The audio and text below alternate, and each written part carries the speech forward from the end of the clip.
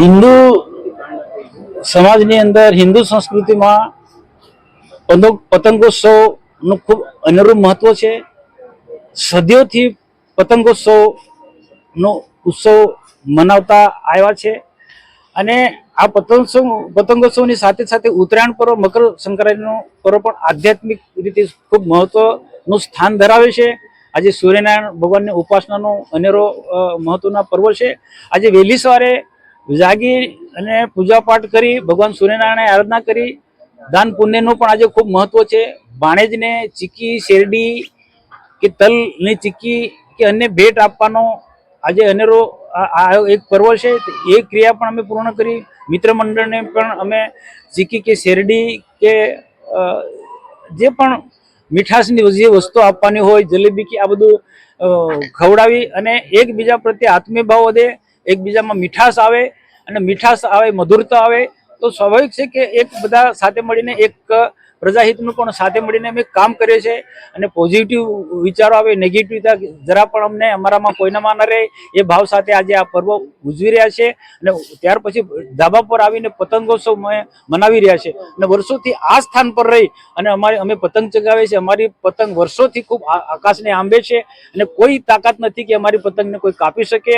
અને અમને સંપૂર્ણ વિશ્વાસ છે કે દેશના પ્રધાનમંત્રી નરેન્દ્ર મોદી સાહેબના હાથમાં દોર છે ત્યાં સુધી અમે બિલકુલ સજાગ છે, કોઈ ચિંતા નથી ને કાળજી પણ રાખે છે કે અમારી પતંગ કોઈ કાપી પણ ના શકે કે અમને કોઈ પેચ મારી પણ ના શકે.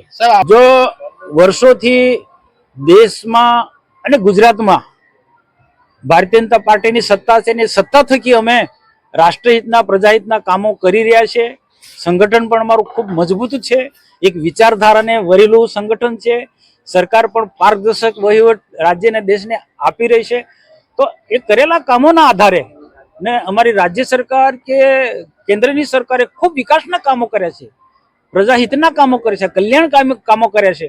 તો એને ધ્યાનમાં રાખીને આવનારા દિવસોમાં પણ રાજપીપળા નગરપાલિકા હશે કે ભરૂચ જિલ્લાની તમામ નગરપાલિકાઓ કે તાલુકા પંચાયત કે જિલ્લા પંચાયતો પણ ભારતીય જનતા પાર્ટી કબજે કરવાનો છે. આખા ગુજરાતમાં ભારતીય જનતા પાર્ટી પૂરી તાકાતથી બધી જ સત્તા કબજે કરવાનું છે. કરેલા કામોના આધારે હું આ કહી શકું છું.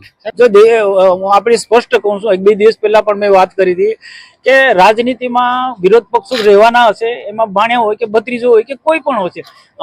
અમે વિચારધારાને વરેલા લોકો છે. એ વ્યક્તિગત સંબંધો કે સામાજિક સંબંધો વસ્તુ અલગ છે. એ અમે જળવાઈ રહે તો અમારા પ્રયત્નો હોય છે. સામાજિક સંબંધો જળવાઈ રહે અમારા સતત પ્રયત્નો હોય છે.